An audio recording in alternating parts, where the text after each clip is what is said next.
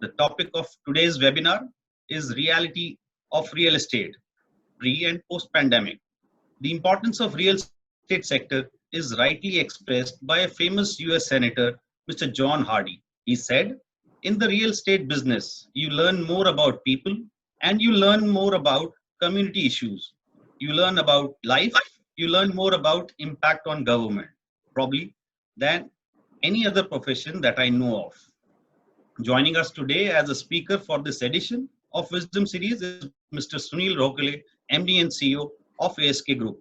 Mr. Rohkale has set up the vision and spearhead the strategy, expansion, and culture at ASK Group. Under his guidance, the group has raised 7 real estate private equity funds and has championed the growth of equity investment business, wealth management vertical, setting up of NBFC, and scaling up of international business, all enabling ASK to be a financial conglomerate. With over 27 years of experience, Mr. Rohkale enjoys strong credentials in setting up business anchored on values, ethics, and fundamentals. In his earlier assignment, he was the managing director and CEO of ICICI Home Finance Company Limited and is credited with setting up of ICICI mortgage financing business. An engineer, management guru, marathoner, yoga practitioner, philanthropist, and mentor to many. Before we get started, few important points. During the session, we'll be also sharing few poll questions. Request attendees to share the response when the questions are made live. We'll be taking questions towards the end of the session. If you have any questions during the session, please type them in a Q&A tab. Last, the content of the session in full or in part should not be reproduced in any form without prior approval and permission from ASK. Without delaying further, let me welcome Mr. Sunil Rohkale. Over to you, sir. Namaskar, everybody. Good afternoon to all the participants today for this webinar on real estate. We all know real estate is a very close subject to everybody's heart, but it had given a lot of heartburns in the recent times. So we have to dwell more upon what is that which actually created this situation for the real estate. It would be very unfair to look at real estate in the COVID situation alone, because the real estate has a very deep legacy because of the sector's size. This sector is so central to the Indian economy and the Indian psyche, because every soul who actually starts earning has a dream to own a home. If anybody who starts business who actually have a ambition of owning an office and home, obviously. At the same time, there is a factory. At the same time, there are the real estate, which is commercial real estate, which can actually increase the income of the individual through commerce. So what is that? In India, this sector is always known as an estate. So if you look at, when I was very, very young, people used to say, what is your estate? So people have always recognized estate with wealth. And that's actually the genesis of the real estate, where estate is definitely a metaphor of wealth. But in reality, the estate really do not translate into real wealth unless and until it has a commercial consideration. And hence, the estate becomes a real estate when it has a commerce attached to it. It has a significant value attached to it because of the development controls rules probably convert that estate into a commercial, a residential, a warehousing, or an industrial park, or any of those kind of activities which actually convert that square hectares into a square feet. And that's where the commerce come into picture. So this sector, friends, is so central to the Indian economy, which currently contribute around 160 billion US dollar, which is around 12.5 lakh crore last year. And this sector contributes almost 8% of the GDP. So one cannot really neglect the real estate sector in totality, because this sector is very inclusive in that sense. It includes every segment of the society, right from the migrant workers to the skilled workers to the semi-skilled workers, to the technology, to various industries which are supporting the real estate house to get completed. And I think this sector also has got government as a big partner. So government, the developer, the bank, the end customer, the construction contractor, the construction workers, and so many industries. Almost, they say, 230 to 40 industries are involved into the development of a home or development of an office. So it is a very significantly large impact sector. This sector also get fueled, but because of basic things. And I feel that the core of real estate, if you want to see the growth of real estate, is actually, I call it in a classical mathematical way, is I cube. The first I being the growth of real estate is equal to the first I being the income. When there is an income increase, real estate growth goes up. Multiply by the next I, which is infrastructure, which is the most, again, important social and physical infrastructure, which is very, very important for the real estate to have a heightened growth. And the last, which is very important for the real estate to really flourish, is the interest rate. So this is the first I into second I into third I, which gives the growth in the real estate. And when you see this into context of last 10 years, and more so in the last 5 years, you'll come to know why the state of the current real estate is the way it is.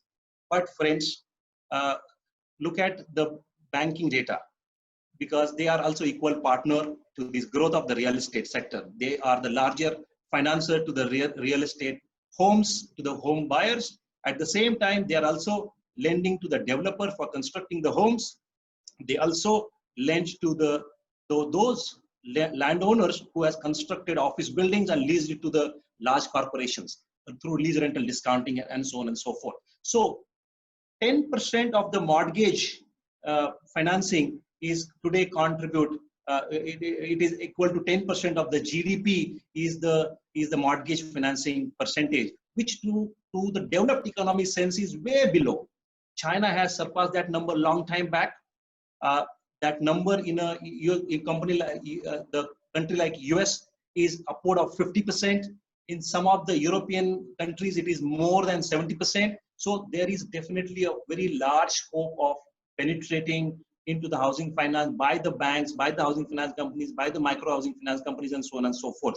So how big is this industry? This industry is around 20 lakh crore as on, say, December 2019, lent by various banks, housing finance companies, and NBFCs put together. Out of the 20 lakh crore, almost 15 lakh crore is the loans to the individuals for owning a home.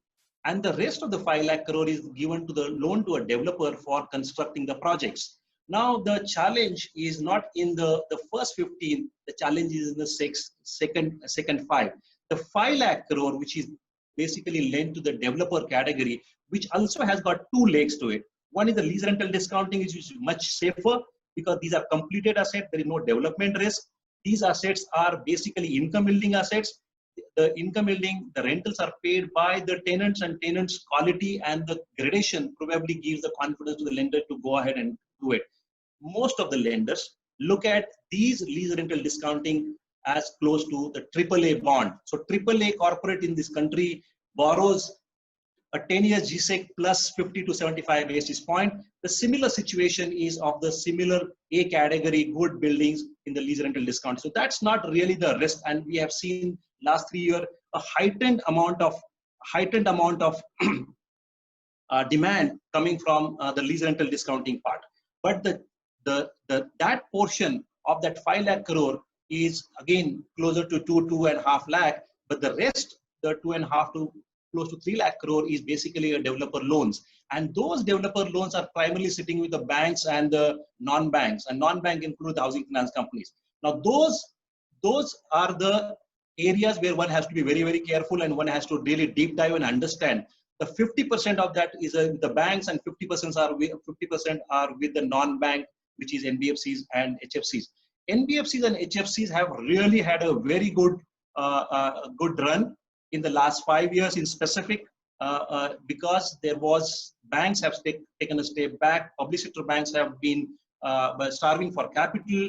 The private sector banks were very, very selective, and the the money which was flowing from a public sector bank to the NBFCs, HFCs, or the money was flowing from the mutual funds to the NBFC, HFCs for short-term lending was being used for a long-term lending to real estate projects, which probably did not see the pace of the construction and the execution probably faltered somewhere, and these projects probably started creating a nuisance, and these projects probably have started creating discomfort in the minds of the end customer who is owning the home because he did not get delivery on time, the developer who kept on paying interest, but the project was not getting completed because the interest was paid to the banker, and the project construction went very, very slow.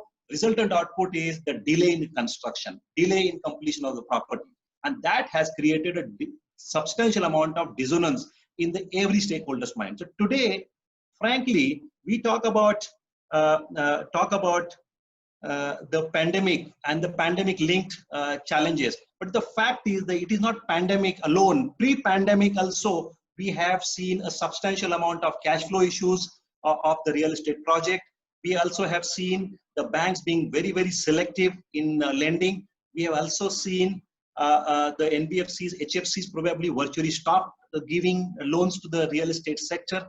And that was primarily post-IL&FS crisis. I think we have been witnessing that every 2 years, the real estate sector is climbing a Mount Everest. The first being 2016, which was the demonetization, which probably was circumvented by the real estate developer in a much superior way to my mind, followed by the RERA, which was the heightened governance structure Government of India brought in through the different states, which started getting into the play, which actually have helped in building confidence in the mind of the end customer and the stakeholder and the lender and so on and so forth.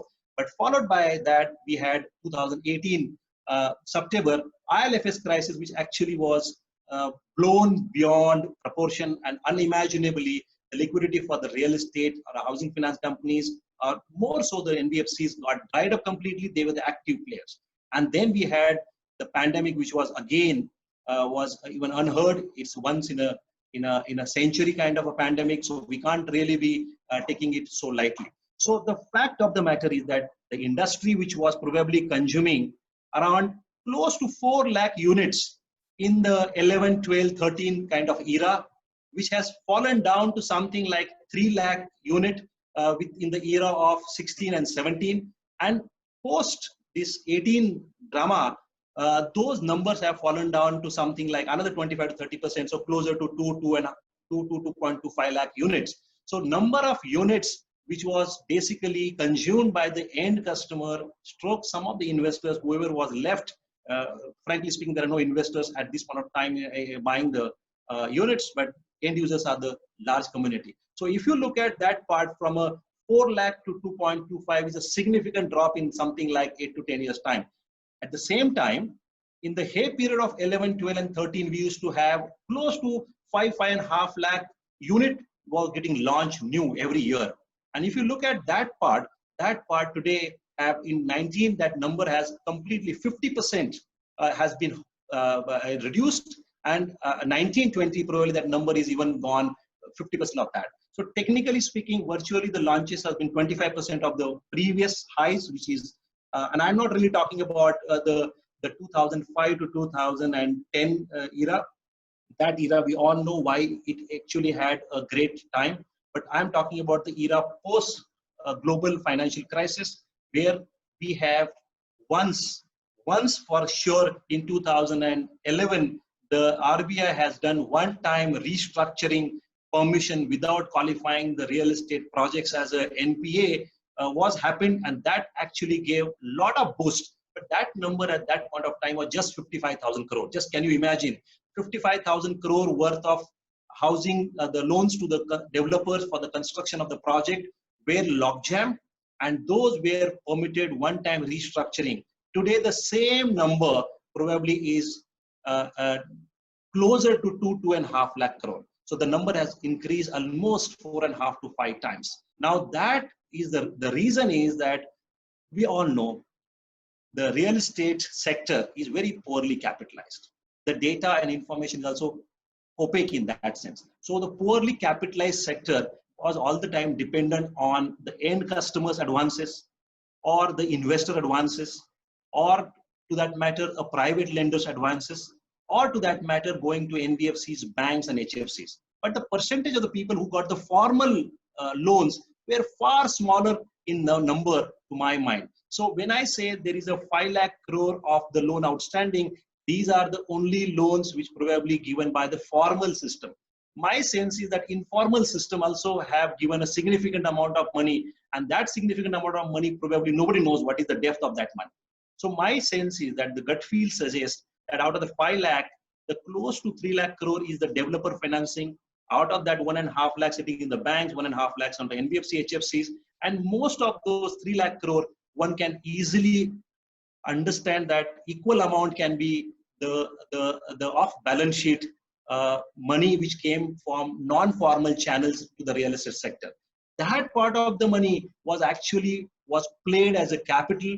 Customer advances was played as capital, and lot of money which was generated in this period of 11 to 16 was also diverted in A, servicing these loans, B, buying new assets, C, buying some personal large luxury assets. And I think that clearly means the good project was in that way siphoned, and that project probably started getting a hit because of the money required for construction. So I think net, the fact here is that at pre-COVID situation in real estate, one was worried about 50 to 60,000 loans going bad.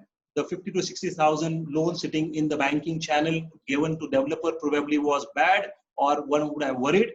That number probably at this point of time, as the number at pre-COVID number also was closer to something like 75,000 to 100,000. So 75,000 to 1 lakh crore was actually a number pre-COVID which was sitting, staring at us. So if you look at the basic data, just to give you some sense what is happening in the industry, in real estate as a sector, in a IBC situation, which was a very important tool the government got for the banks to recover their capital from either the real estate or any other industries.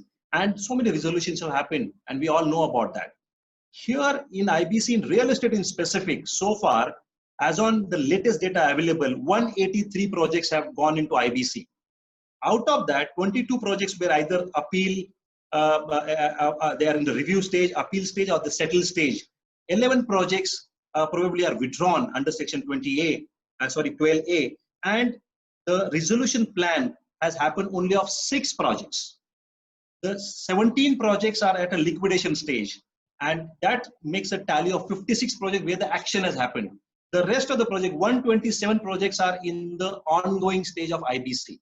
So the friends, the situation at this point of time is grave. There is no doubt about it. But we need to understand why the situation has reached to that stage where the banker probably, or the investor has an option, or a customer has an option to recover his money. But at the same time, we need to understand that this particular industry, the real estate industry, is largely also linked to government being the largest partner. And for your information, in any real estate project, the total cost per square foot what the end consumer pays, say for example, it is 4,000 to 6,000 rupees non-Mumbai, and if Mumbai could be 12,000 to 20,000 rupees a square foot. So in a 4,000 to 6,000 category, or even to that matter, the 11, 12,000 to the 20,000 category, almost 22% of the cost is actually because of the revenues shared with the government by virtue of stamp duty at the registration stage of land, then the stamp duty at the stage when you sell the apartment, then you have the GST, then there are different charges which we have to pay to the developer has to pay to the corporation or the local bodies, and then there are various charges, those all put together. So 22% is the government is a partner to the real estate sector. So frankly, this sector all the time have seen very high cost of capital all these years. This sector has been seen by the banking, private equity fraternity, the NBFC, HFC fraternity, as the cow which can be milked to the hilt. This particular sector as a sector, real estate as a sector, has an inherent risk, and that risk probably is most heightened at this point of time, which was always there. So the bankers have used two risk frameworks. One is that you are basically part of real estate sector, hence you have to pay a risk premium. And within the sector, depending on the capitalization, size of the balance sheet, brand, the past track record, past history, bankability, you get an additional premium of risk. So two risk premium actually have increased the cost of capital to the real estate industry all these years. So these are also one of the fundamental reasons why this industry is where at this point of time has reached. So I classically call the profitability of real estate project or real estate per se is the function of, so profitability of real estate is equal to the first component being the greed multiplied by the risk, and the greed multiplied by risk is going to be the giving you profitability of this particular sector and this particular industry, where the greed apparently seems to be synonymous, but risk is completely anonymous. The whole point here is that people are taking risk which is unknown, the risk which is beyond their control. The real risk of the sector, people keep evaluating is demand, supply, price per square foot. People talk about cost of construction, government government approval timelines or government approval cost, and so on and so forth. To my mind, the biggest risk of the real estate today, which probably a lot of people have not really evaluated as carefully, is the risk of execution, the risk of solvency. Because over a period of time, people have leveraged their balance sheet beyond their means. People have borrowed to pay the existing debt. People have borrowed to pay the existing investors. People have borrowed to complete the projects. But somebody has to pay that borrowing cost. Somebody has to pay that borrowing amount. And hence it was important to do a risk management at a point of time and focus only on execution and nothing else. My sense is that execution is the critical factor in the real estate sector, and I think that is where we cannot really turn our eyes from our core things. Because this sector, I still feel a lot of positive things which I'm going to speak in the part 2 of my dialogue. But let me first analyze what is so pre-COVID, we were having enough morbidities. We were having less cash flows. We were having higher debt. We were having poor sales velocity. We were in a state of a denial, and we were not really, we were as an industry, we're not willing to, the industry was not willing to come to a term that it's a commerce between the buyer and seller, and that's the price get discovered. So those are the morbidities which probably was very much existing. But at the same time, let me give you some perspective that the pre-COVID period, we have seen the post-Diwali, the Diwali of 19, the October, November, December, and January, we could see the green shoots coming back. We could see the prices, probably the developers and the participants have given more importance to cash flow, customers, and they were more focusing on the completion of the project, because there was a hanging sort of RERA on everybody's or every project's head, and hence the focus was more on execution. And I think that has helped in showing the green shoots. The projects which were bankable were also looked at by banks selectively. NBFCs were not giving it the money, but I think there was a good amount of sales which have started showing the signs. And that is the period where we have seen the COVID kind of a pandemic happening. Now, COVID as a pandemic, so pre-COVID, we were not the fittest. Pre-COVID, we had morbidities, and I mentioned those are the diseases which probably are very chronic to the real estate industry, and the risk was virtually not being perceived, and we were flying blind at times. And the risks were two larger risks, where in this kind of a situation, the Mumbai development plan took 2 years to get completed. A Pune development plan yet not happened. And then environmental clearance in Bangalore probably lost almost 7-8 months because of the different ponds and pond-related environmental issues. Same thing happened in Delhi, NCR, including Noida Bird Sanctuary. So in a 10-year period, we have seen the risk which we have never anticipated in the previous 10 years. And hence, I always suggest and always give higher importance that in a project life cycle, there is a time to be greedy and there is a time to be more risk oriented. And the day the risk and the risk and the greed crosses, I think we need to raise the alarm and we need to be more careful about it. So I think that's being said. Government also have looked at the sector pre-COVID in a big way. It's not that government focus more on the affordable housing. And affordable housing definition, as we all know, is so fluid. The affordable housing definition for a PMAY is a different one. The affordable housing or priority sector definition for the RBI NHB was a very different number. But by and large, one can always say a 30 lakh plus minus is an affordable part. Then 60-70 lakhs is the middle income homes, and maybe the 70-75 lakhs was a upwardly mobile middle income, and 1 crore plus non-Mumbai probably was getting into little more luxury affluent kind of a category. Now the fact here is, we all know the demand pyramid in this country for residential real estate is at the middle and the bottom of the pyramid, and the supply came in the market is the reverse pyramid. So supply came in into the to the higher end of the market. The HNI, ultra HNI, and affluent focused projects came more into limelight, and the projects where the large demand was sitting is basically less than a crore or less than 75 lakhs, and more so of 40 to 60 lakh. So the fact is, why is that happening? That also is a function of our greed, because the way the industry has evaluated the structures and the profitability of, say for example, Pune in a real estate market is between 600 to 800 rupees a square foot is the profit before tax. If same number is for the Bangalore market, probably the number is even lower in the Noida kind of a market. The number is little more, 1,000, 1,200 maybe in a Gurgaon market. But the number probably was highest in the Mumbai market, because whatever people were selling in Pune as a sales price was the margin of a Mumbai developer. And what is the resultant output?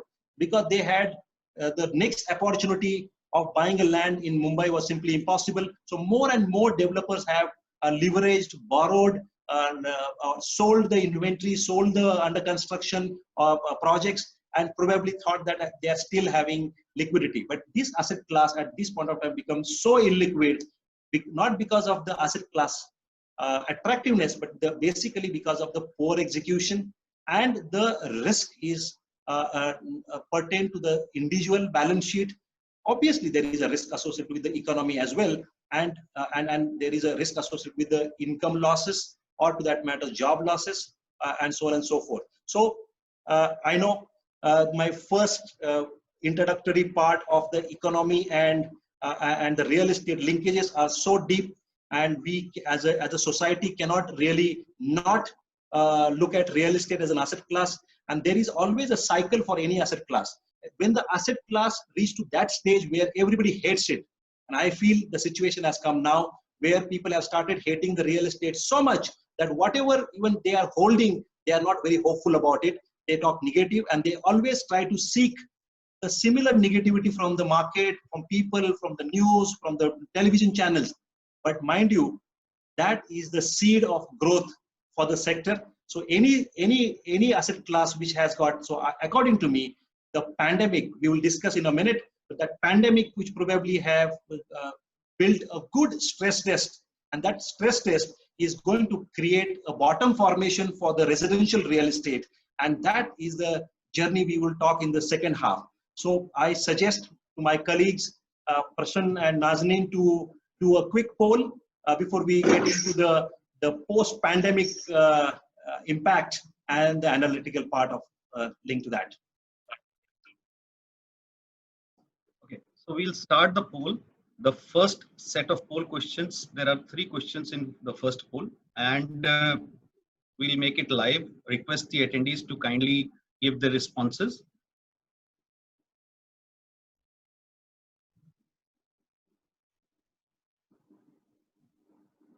Yeah, so the first question is, which segment in real estate will show greater stress in the future?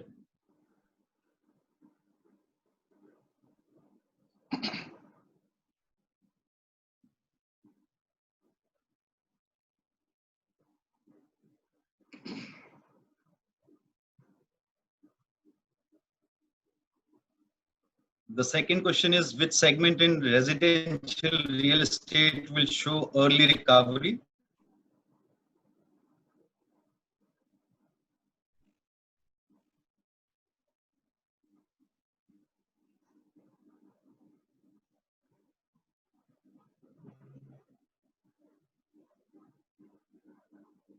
And the third question is, how do you think the real estate sector will look in the post-COVID-19 world?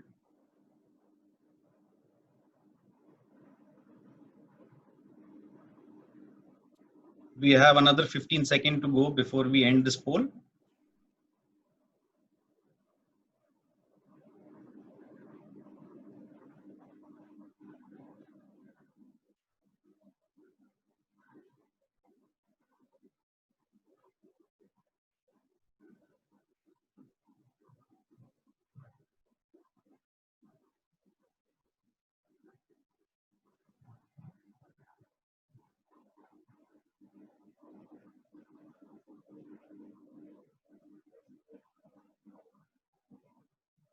Yeah, so the results are here. The commercial project seems to be the favorite choice in terms of which real estate will show greater stress. In terms of residential real estate, mid and affordable segment seems to be the most optimistic in terms of recovery.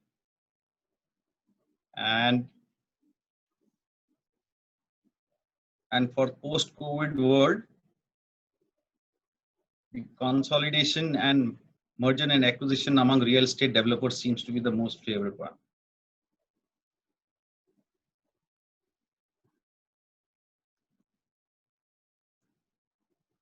Yeah, so thank you very much. The first poll. Go ahead, sir. So thank you, audience. I think this is amazing, and this is where I'm saying the common wisdom prevails. And I think I quite concur with both the directional view each one of you has given. And now let's talk about those in detail. So we are not out of COVID, but we are going to start living with COVID. So the fact here is that what had happened and when would be the, so last question, what is going to be the behavioral change in the real estate stakeholders' mind, whether it is a home buyer, whether it is a office occupier, whether it is a bank, whether it is a NBFC, whether it is a private equity real estate, or whether it is a developer by himself, or there is going to be any change in the even government approach to look at the real estate per se. So my view is that government will keep it aside, because frankly, we should only talk about what we have direct control and what we can control and what we can monitor and what we can record. Whenever we monitor and record, the pace of the change become more evident. So I probably would government, we will keep it in a part 3. But I think the most important here at this point of time, I feel during this COVID situation, and I would not say it is post-COVID, it's a COVID situation has really been a very hard stress test for every developer, every participant, including the banks, housing finance companies, and the private equity investors, including the end customer. There is a lot of learning. There's a lot of takeaway for each one of them. So the biggest one, and let's look at the first part, who is the creator of it, correct? So my sense is that the developer at this point of time, there are projects which need capitalization. And frankly, if there is every project is not bad, as I mentioned, 50% of the total outstanding to this real estate corporate sector, the developer sector, is probably at this point of time is posing a challenge. And there could be significant amount which is off balance sheet as well. But frankly, the new capital, and who will give the capital? Where will the capital come from? Is the capital availability is the issue? Frankly, capital availability is not the issue. The cost of capital is the issue. Yes, cost of the capital is still an issue, because the cost of capital is quite high. And frankly speaking, we should be getting the capital in the range of 10 to 11% vis-a-vis. We are getting capital between 13% to 15%, which is quite high to my mind at this point of time. Now, the fact here is that there are three types of projects. The one project which are typically very Mumbai-centric projects, which are basically slum redevelopment, and mostly slum redevelopment projects, either on a private land or a government land or whatever you can call it, and make it more complex. But these are slum redevelopment projects. These are basically was in a vogue in the past. The second type of projects are the projects where the developer has borrowed money from a bank or housing finance company or NBFC, and he has got permissions. He started the project. He has started the construction. Partly the project is constructed, partly the project is sold, and now the project need additional working capital to complete the project. So once the project is completed or start constructing, there is a potential opportunity to collect the money from the existing sold inventory as well as selling the new customer. That project is now reached to a stage where it becomes substandard. Now, pre-COVID, those projects were good. Post-COVID or during COVID, those projects are now staring at you, and those probably have crossed the line. My view is that these projects are the second type of project. The third type of projects are the similar ones who probably are there's a difference. The third type of project is also similar one where the developer has taken the money and he has actually started the construction, but he's stuck, and he's stuck for quite some time. He was pre-COVID also was stuck. The second person is stuck maybe just before COVID or during the starting of the COVID. The first person was stuck for quite some time. Now, all these three situations, the way I think the first project, the redevelopment projects, probably would not move an inch for next 5-10 years time. So those projects are not really going to see the light at the end of the day for various reasons. The second type of situation is going to happen where the bank, NBFC, HFC would give an additional money.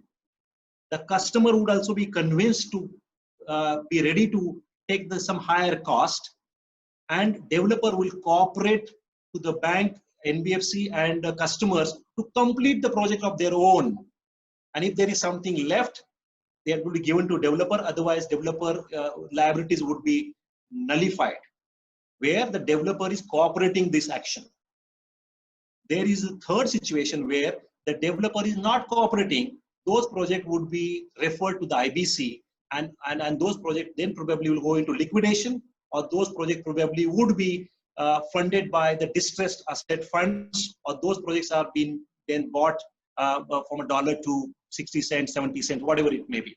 So I feel there is only three possibilities of the revival part, and hence one has to be very, very careful, and the customers has to be also ready to resolve the particular situation. The banks, housing finance companies would also be required, because the project has got that capability to complete, but nobody is confident about the current executor, and hence you would need an external executor to complete the project. The third situation is where he's not cooperating, and that's where the litigation will happen. And those litigation can go for 330 days of IBC, but many cases have gone beyond. And I just given you data on the IBC data, which is yet not really successful. Only 6 resolutions have happened out of the 182, and 127 are still going on. So I clearly feel the developers currently are focusing on resolution. The developers are currently focusing. The mindset is not to launch anything new. The mindset is how to complete the project, how to raise capital, how to ensure that the customers have been contacted and given the delivery, but they need capital, and that's a big challenge. So we'll deal with that part in a minute. The second point here is that what is the change in the consumer mind? The consumer mind is very clear. Consumer mind is that they only wanted to see the project is completely ready. It's a project nearing completion, and the project has got execution on the site. Every week when he goes there, he sees the crane is moving, and the slabs are getting casted, and he sees a lot of activity on the site. Only those projects the customer is interested in buying. There is a reluctance in buying any other project but the projects where the execution and the confidence is very high. So my sense is at this point of time, the banks, the NBFCs, HFCs are completely out of the market as far as the developer funding is concerned. they probably are willing to walk a path and take the second charge, or create a amicable structure where the new lender probably can come in, take the preferred cash flows, preferred returns, and ensure that the project actually is bankable and the project uh, uh, remain liquid, so that and project gets completed on time. I think that is the current situation, but there are many linkages because of the financial complications, the shareholder agreement complications, and IBC in specific per se. But resolutions probably are happening. The government Swami Fund actually announced with a big bang. Actually have also, I heard, approved significant amount of projects. But the proof of the pudding is the disbursement, and the disbursements today are very minuscule, and those are really delayed disbursements. So my sense is that really that 25,000 crore capital, which was supposed to come pre-COVID or during this COVID, would have been very helpful, as yet not really be flowing in the form and format what we are seeing. I feel the banks would be open to look at it once we are little away from this current situation. So next 3 months, probably I feel the banks would be still wary about the situation. They will be wanting to assess the solvency of the developer balance sheet, solvency of the project, the commercial viability of the project, and if that is there, the banks probably would come back selectively to ensure the capital is available for the completion of the project. So I feel the post-pandemic period, this industry would consolidate. This industry is going to be only meant for the people who are large. When I say large, does not mean that they don't have problems, but I'm saying the large, bankable, who can raise capital through banks, who can raise capital at a lower cost of capital, who can raise capital through private equity, domestic, international, and probably de-risk and diversify the portfolio and not lay all the eggs into one basket. So I feel the chances of the industry getting sanitized by virtue of the RERA, GST, followed by now the COVID situation, where a lot of these casual accidentally became developer, 4 friends bought the land and became developer, or a lot of people who commonsensically became developer. According to me, this is not a commonsensical asset class. And this asset class is not going to spare anyone who do not have the basic expertise of designing, constructing, and keeping in mind that you exist because of the customers. And hence, your focus is going to be on primarily on execution, primarily creating homes which are in the middle income segment, which probably, as the audience poll also have showcased to us. So the fact here is that this is a period where the small is going to either diminish, the small is going to surrender to the bigger one, but nobody's going to buy the completed incomplete projects, because there are too many complications legally, technically, taxation wise, and hence I clearly feel that either those projects will go to IBC and people will buy through IBC. So there is a distinct opportunity to give that capital, which may have a higher cost, but that capital is going to take little higher risk selectively and knowing the balance sheet owner very well. This is the time I think bankers, the private equity guys, would do business only with the known people and not unknowns. So a lot of these industry participants probably would evaporate. They may not remain here, and their next succession also probably would not be there. So I clearly feel there is a solid amount of consolidation is going to happen. The third point, which is going to be very important, which is post-COVID or during COVID is going to happen, is the new launches, I think virtually probably will not exist. They would be very few, far and few. So the new launches, people would be very careful, because everybody would be focusing on completing the existing projects. They would be removing the sword on their head, which is of the RERA, which probably is the very important. And I think that is where most of the large balance sheets, most of the bankable developer, even though they also have a stretched financial, they would have a mismatch of cash flows, would go in the market and probably be more realistic, more practical, and some of them would sell assets. And I mean, they would sell asset without any hesitation. And I don't think if the developer on his balance sheet is in exiting from the non-correlated assets or diversification assets, or some of the assets which can create liquidity for him, I think that is going to be the reality, the post-COVID period. So what does that mean? That means it look like that post-COVID period, we would have a lot of completion of the properties, and provided the ones who can move the cranes, the ones who can complete the projects, and those projects probably would get sold, because as I mentioned, customer trusts no one, customer only trusts his own eyes, and he only want to see the execution and completion, and he want to own the home. Once the home is owned, he is very happy about it, and he thanks everyone, including the developer who has actually constructed for it. So my sense is that this noise, what people have done, lot of inventory is there. I think our inventory is all in air.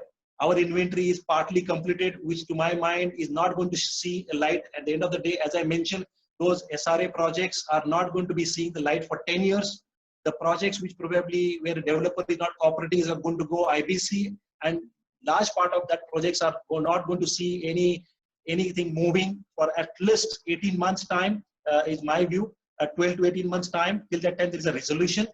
And then the projects which probably are currently where developer is amicable and he's wanting to complete the project by simply stepping out and letting the bank and the customers to contribute more and complete the project. Those projects, so that clearly means we would have more completed projects available for the home buyer.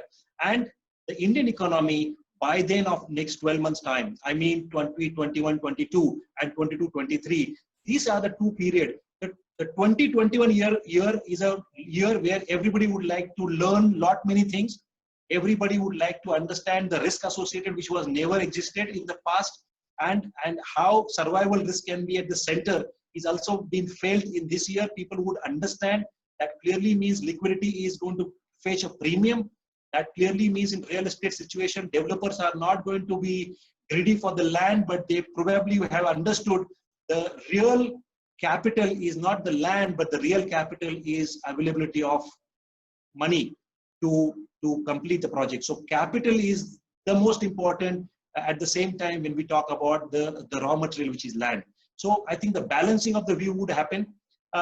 So net, the next 2 years, you would have very few new projects. Lot of large projects will get completed. There would be price stabilization. The projects which are nearing completion or going to get completed are not going to see the corrections as much what we are seeing.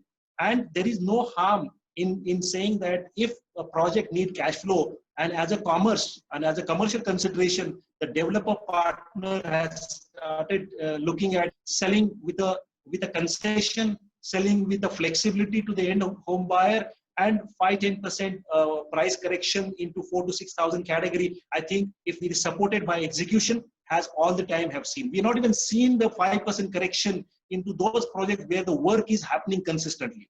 And there is a 30% correction or a 40% correction in the project which are lying orphan, not been completed for years together. Those are nobody going to buy that. So the fact here is that Mumbai city per se has a very different challenge, and we will leave that conversation for some time. But the non-Mumbai locations, I mean the Thane, the Kalyan, the Dombivli, and the Pune, to that matter, Chennai and Bangalore, and part of the Noida, part of the Gurgaon. These are the major markets. Hyderabad, part of this market probably would be driven by the middle income homes, and those are the journeys we will see. Because this particular situation of economy, there is a significant thing have happened. And why I said there is a small green shoot in the current situation, and one has to see through very carefully, because this particular industry, as I mentioned, is a function of income, is a function of interest rate. So if you look at the biggest thing has happened, why this industry probably would revive, because in 2005, the inflation adjusted affordability of the home buyer was the best. And we see the same kind of a situation arriving soon, where inflation adjusted affordability of the home buyer is going to improve, provided we do not get a surprise on the income loss or salary cuts in a bigger manner. So today, the banks, the insurance companies, the technology companies, the pharma companies, the situation is far better and continue to be better. There is some sector which is manufacturing sector which was ailing pre-COVID, where probably there could be challenges. The MSME is a challenges.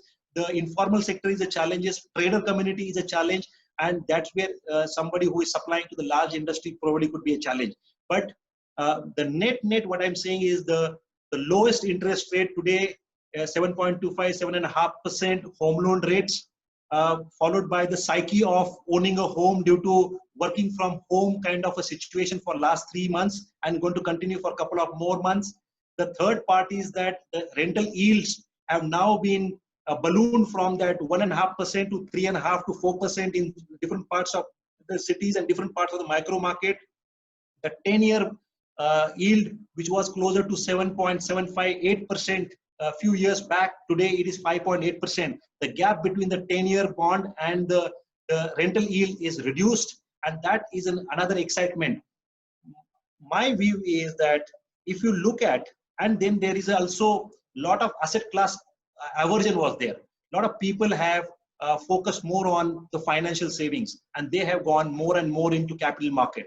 And today the situation is that 5-year capital market returns for the SIPs, or to that matter, the people who has invested into various equity schemes, barring few handful fund managers who have been specialized in managing the portfolios and doing an asset allocation, large part of the experience of the investor is last 3 to 5 years, their money has not grown.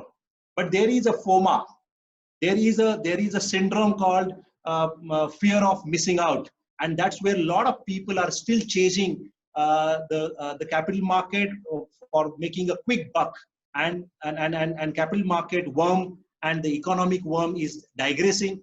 At some point of time they will converge. Markets go up for their reasons, market corrects or remain volatile for economic reasons. So my sense is that people do asset allocation, and hence equity will remain as a part of the asset allocation call.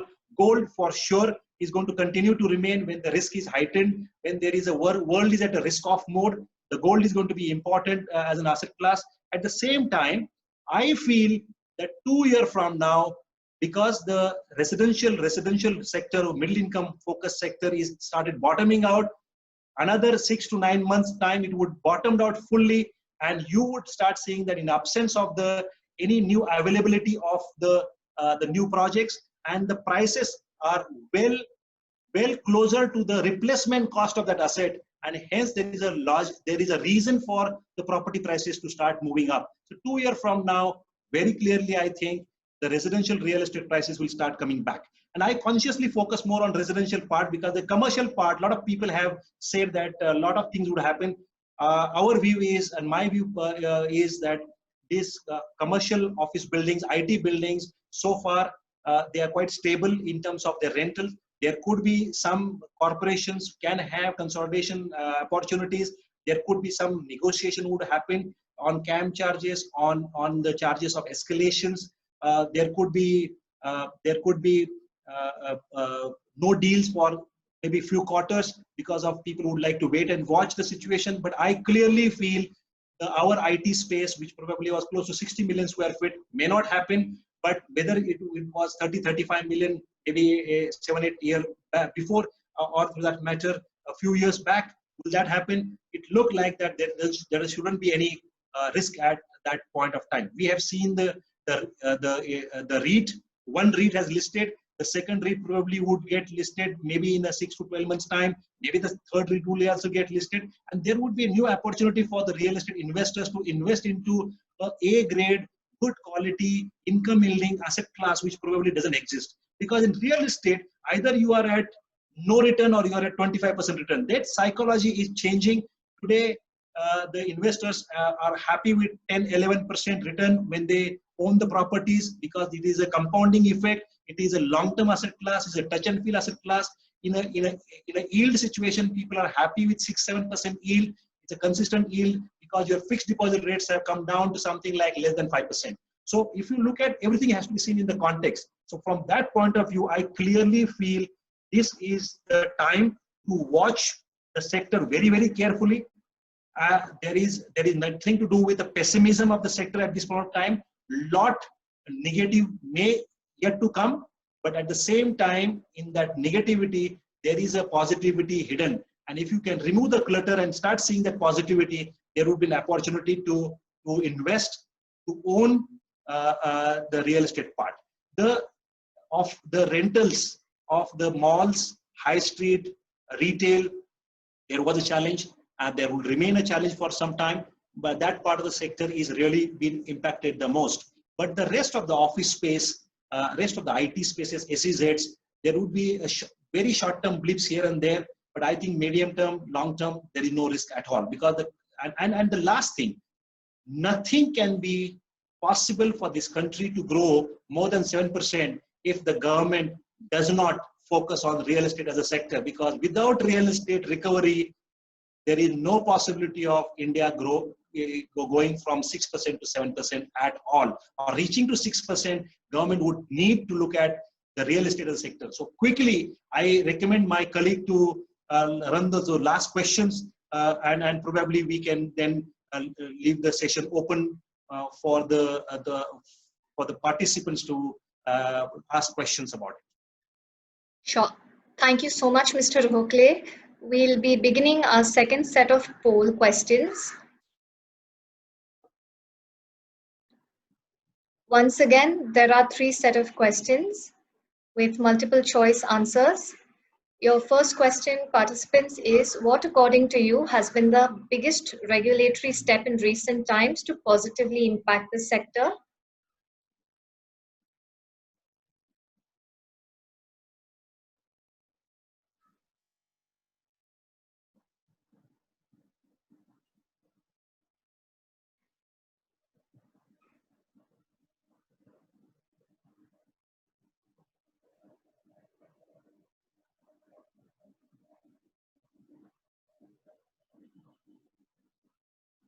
Our second question is the relief measures given by the government for revival in the real estate sector is it good, is it adequate, or is it poor?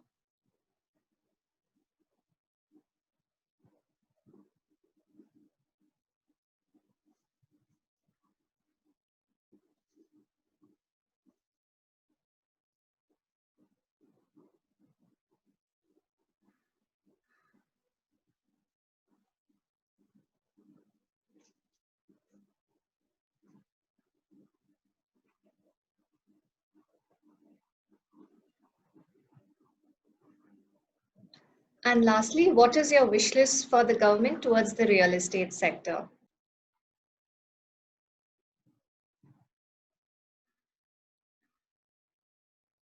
We will be keeping the poll open for another 30 seconds, so please feel free to answer.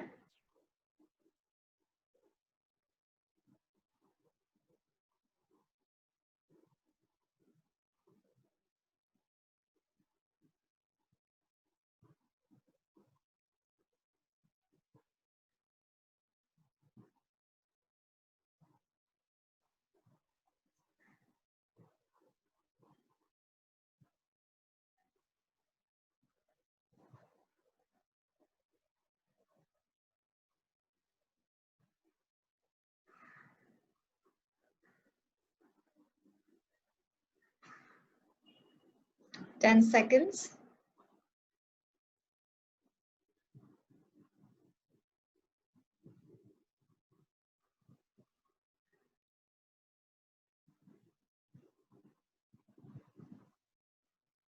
All right, and with that, the poll ends. So some pretty interesting results have come out. According to a whopping 89% of the majority of all of you attendees, the biggest regulatory step in recent time to positively impact the sector has been RERA.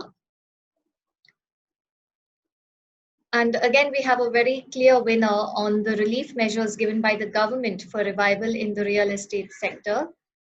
a lot of you, a huge 71% of you feel that much more could have been done.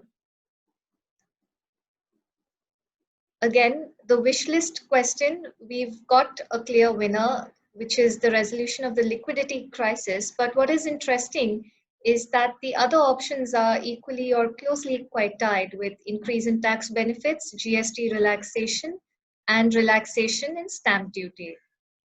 So, Mr. Rohokle, with that, I will hand the floor back over to you, and I would request you if you could like to share some light in this in your coming topics. Thank you so much, attendees. Thank you. I think this is also an amazing response from everyone. And I think, and I would here only comment on a few things, because as I agree with each one of you, it is government probably is equal partner. It has reciprocated to the industry by focusing on what is important, which was housing for all.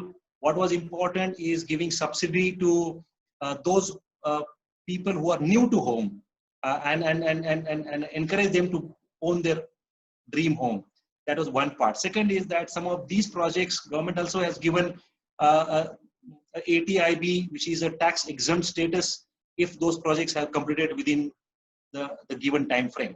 The third was the 25,000 crore AUM, 25,000 crore fund, which probably was to help the stuck projects, the projects which are substandard at this point of time. Actually, there is some disappointment on that side for sure. The disbursements have still yet not happened in a big way. That's where I feel. But the few things I feel are the most important at this point of time required from the government being the partner to the real estate industry. Because government, whether it's a local government, it's a state government or a central government, lot of their revenue is also linked to real estate. And hence, it is very important from that context, that point of view, that government need to relook at this sector. Being A, it is the single largest, it is one of the second largest employer. Second, it contributes 8% of the GDP. Third is it has a linkages with 230 to 40 industries. It also is very inclusive. It helps everybody in the economy. And given this, and having government actually contributing 20-25% of the cost of the house as taxes, direct and indirect, correct? It is only important from government point of view to participate into this revival and the growth sector. And I feel the number one, I think 50% waiver for next 2 years on stamp duty registration charges would be quite a win-win and a fair effort from a government side to stimulate and demand, and at the same time complete those existing projects, because the new home buyers probably would come forward. So that would be the biggest stimulus, and that stimulus also will help the local bodies, the state government to enhance their revenues. The 2 year 50% stamp duty and the registration charges. Second part is that GST, I think government has done much larger and restricted the GST to 5%. The only one part, because as the government has started with a lot of governance, a lot of disclosure, a lot of transparency through RERA, GST, but the 5% GST should be with input tax credit. So the second requirement from the government side is that the GST has to be with the input tax credit, which enhances the disclosures, that enhances the more governance of the sector, and the sector remain as a, that would help the sector to progress further. The third part is, I think every government in the quest of raising their revenues, if you look at 2010 to 2020, 10 years time, how many times every year, every government has increased the property rates, which is the land record rates in every state. My sense is that if you can bring back those land record rates, what one has increased from 2016-17 through 2020, last 2 years probably most of the government were very selective, and some of them have actually reduced it, like Chennai has reduced it, and some of them have taken a break, like Maharashtra. My view is that given the every calculation of real estate is linked to those property prices, which is government land record values. If there is a pullback of those and restating those numbers 17, 18, I think these are meaningfully important drivers from the government side. The one thing which probably this is good to stimulate demand. This is good to see that projects are being there and there is a demand comes into picture. But the superhero in all this is one-time restructuring for all those loans which probably were not an NPA before the pre-COVID period. That means as on 29th February or as on 31st March, if the projects were not non-performing assets, if the projects are bankable, leave it to the judgment of the banks, housing finance companies to decide which projects they need to decide additional capitalization, restructuring, so that those projects are getting the capital available to complete the project, to reduce the anxiety, to give the projects delivery whatever time delayed now anyways, but whatever period left, people would get the houses on time. And that one-time restructuring really going to make a hell lot of difference to the industry as a whole. So I feel one-time restructuring is where on a selective basis, where the banks would decide, and I think our banks are capable of evaluating the risk associated with each project. So that is going to be the big part. So with this, I think I probably would like to maybe request my colleagues to take some few questions, because we have already spent an hour plus in listening to me one-way monologue. It would be more appropriate if I listen to some of the questions and appropriately I can answer those. All right. Thank you so much, Mr. Rohakle. Yes, you are indeed right. There have been loads of questions coming in. So basically, in order to save up some time, what we are doing is a lot of those questions, since they are overlapping, we've decided to combine them and pose them to you, sir, as one longish question, just so that majority of your participant questions can be answered. So my first set of questions have to do with inventory supplies, broadly asking about unsold inventory, oversupply. What should an investor do in this kind of a climate? Over to you, sir. Inventory or supply are basically the coin, the two sides of the same coin. So the inventory is largely unfinished. The inventory needs capital to get finished, and we discussed that during our session, that that there were, each city was carrying between 3-year to 4-year inventory. My personal view is that large part of that inventory, probably if they don't get the capital, will not even come up in the near course. They may take longer time. Some of the inventory coming from, as I mentioned, specific SRA redevelopment projects will never come. Very selectively, if at all it comes, but that would be a significant part. Second point here is that some of the projects which will go to IBC would take long time to get into this completion journey, because they will be litigated. And the projects which are basically where the developers are amicable. So my view is that as the new supply is not coming in, the new projects are not getting launched, and everyone is focusing only on completion and looking for a capital to complete the project and not really looking at profitability of the project. So today, every stakeholder is looking at only liquidity coming from the project to complete the project, whether it is the lender's money or it's the customer's money, everything has to go into completing the projects. If that is the priority and focus, I see the next 18 to 24 months time, we would have a significant inventory would be absorbed if at the current prices, and these prices probably are quite risk adjusted, because most of the prices are, if you look at the inflation corrected prices or the time corrected prices, or to that matter prices where the individual balance sheet or a project is anyway offering discount of 5 to 10%, which is not something unheard. Mumbai city, probably these numbers are a little more exaggerated, which is maybe at 20-25% at times.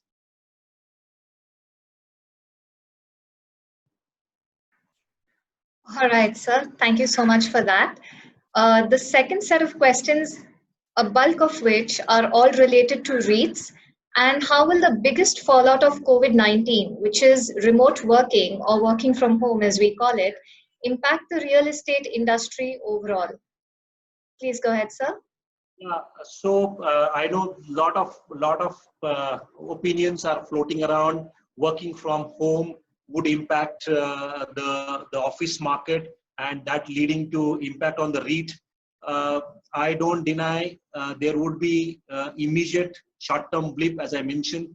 There could be possibility that there would be the discussion between the landowners and the tenants, but the technology companies, which probably are large occupant of these IT properties, have not shown any signs of those. And hence, if you look at the existing REIT, which is probably listed on the market, and the REIT which probably potentially going to come in, which has filed for a DRHP for the IPO sec, or to the matter, someone who probably is also largest landowner of the country, who is waiting for the REIT to happen at appropriate point of time. So my view is at this point of time, there would be a small lull period of a quarter or two, but it is not going to be the long-term impact on the office properties. In fact, what I'm hearing is that the size of the cubicles is moving from that 70, 80 square feet to 120 to 140 square feet. So people would require offices which are globally compliant for any of these kind of pandemics or these kind of diseases which probably are very, they can create a challenge in working environment. So the fact remains is that there could be the initial blip, but I am not overtly worried about the REIT office market or the rental renegotiation part, which is a commercial decision.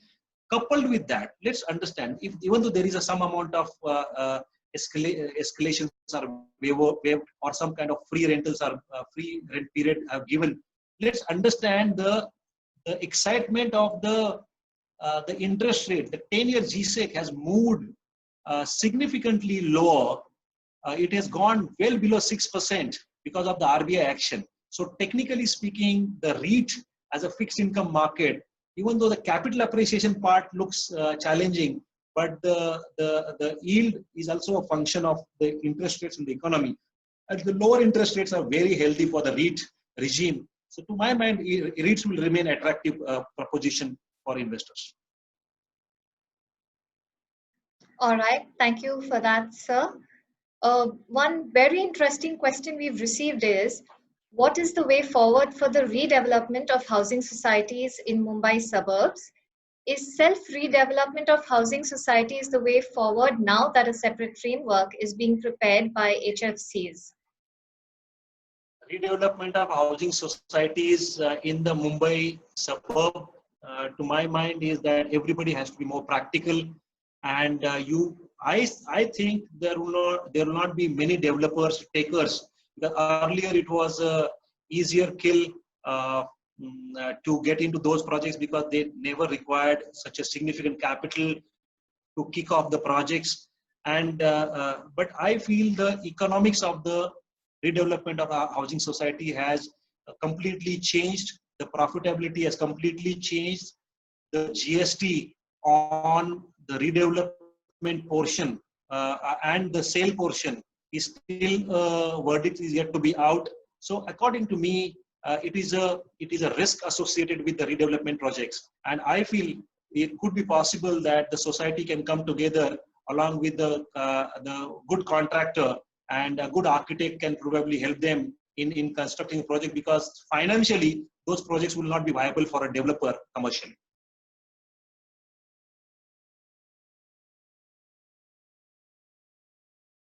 Yeah, Nazreen? Thank you so much for that. Another interesting question that we are getting is, when is it a good time to invest in this sector?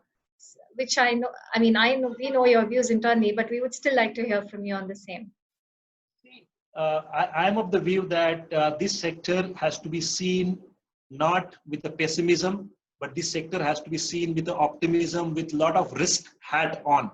And hence, to my mind, nearing completion, completed, large developers, and also there is going to be some zip codes or some pin codes where you would find the property probably appreciation would be far higher and far faster. There was a study happening in US where the question was asked to a Harvard professor, and he said that some of these zip codes in US where you have the least amount of corona cases, and there are certain zip codes where you have a higher amount of these cases which are basically corona or the other kind of diseases which are viral in nature, correct? So it is no secret. The professor's answer probably holds true for Mumbai, holds true for all the large cities, that some of the pin codes where if you have higher education, higher income, the public health of those pin codes are much superior to many, and hence wherever there will be superior infrastructure, education, sanitation, and the education and the income levels are decent.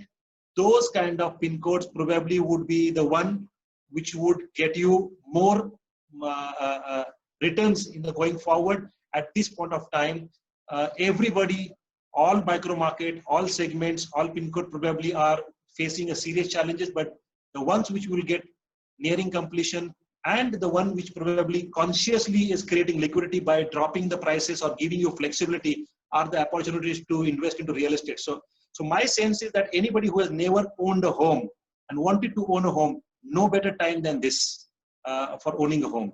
Anyone who has probably owned a home but not experienced the investment into real estate through either REITs, this is the best time to get into the REITs. The third point is that anybody who has not invested into private equity real estate, which is been a significant commitment because they are the illiquid funds and they are the funds for the 5 or 7 years, the distressed, preferred, highly structured opportunities generating a significant return and a compounding returns for the next 5 years is now, here and now. So my sense is that these are the opportunities. So I look forward with that eye, that there is a lot of opportunity provided you can able to see the thing, removing the clutter of the industry. All right, thank you for that. So one more question I'd like you to take up is, what's your take on alternative asset classes like rented or shared living from a developer standpoint? The thesis is that a very high quality asset of this type makes for a very REIT-able model in the near future. What are your thoughts, sir? Can you repeat the question, please? I missed it. Sure.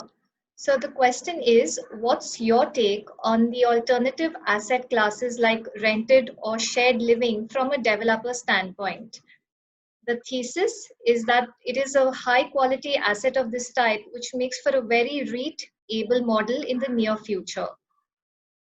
No, I agree with you completely. So this asset class probably not many have tried. Very handful, couple of people have tried the senior citizen homes. Very handful people have tried student housing, and very handful of people have tried co-living. Rental housing, to my mind, is a great asset class in the developed economies. In the US, primarily has got a significant traction, but for that kind of mindset, one need to think very differently than the residential normal developer mindset, because this is, you need a very strong balance sheet, you need a lot of capital, and you need a lot of patience. I personally of the camp that these asset classes would evolve very clearly as a specialized vertical in Indian real estate, which we have spoken for last 10 years time and again. But I think there are specialized people, because these are like IT buildings, SEZs, retail malls are specialized asset classes within the real estate. Similarly, I feel the rental housing, data centers business, warehousing, and the senior citizen homes is going to be a specialized opportunity for the developer organizations to focus more on. And I think it is going to grow up only. Thank you. All right. So a final question for today, given that we just have the little time left with us. Final question is, what would you like our attendees to take away from this session? Yeah, so, real estate is one subject where everyone, when when we see that capital, when the Panwala gives the tip on which shares to buy, that's what I used to always hear. And that's the stage where you can consider that the markets have now reached to a stage where you need to be careful. And you need to be very, very careful, and maybe you would like to take the money off the table. Similarly, in real estate, everybody around you, when they talk about extreme negativity, everybody is only able to see through the 3 to 6 months journey of the real estate, and which seems to be bloody and lot of painful. And a lot of people are going to take the decision looking at that short-term view of the real estate asset class. To my mind is that we have to start dispassionately looking into real estate risk and identify those opportunities, those balance sheets, those developers, those cities, those micro markets, which probably have a great opportunity to multiply our returns in the next 5-year period. Because the asset class attraction, as I mentioned, is never going to go away. In fact, I feel it is going to go up. This asset class is also very interesting and funny. People buy when it becomes costlier. So the day you would get a feeling that you are missing something, or you are going to miss something, or you are going to buy on a higher side, that is the stage people come out and start looking at it. My view is that we should dispassionately evaluate the risk reward framework, and it is no more a commonsensical asset class, but it is a substantial asset class which is significant to one's portfolio allocation, even the state's portfolio, is a center's portfolio, and economy point of view. So I clearly see more pain in the next 6 months before it subsides, but that's the time where one would start looking at dwelling into the opportunity which is distressed. All right. Thank you so much for that, Mr. Rohakle, for this informative and enlightening session. We thank all the attendees for joining, and we hope to see you at many more sessions of the Wisdom Series by ASK. Goodbye and good day, all of you. Thank you. Thank you very much.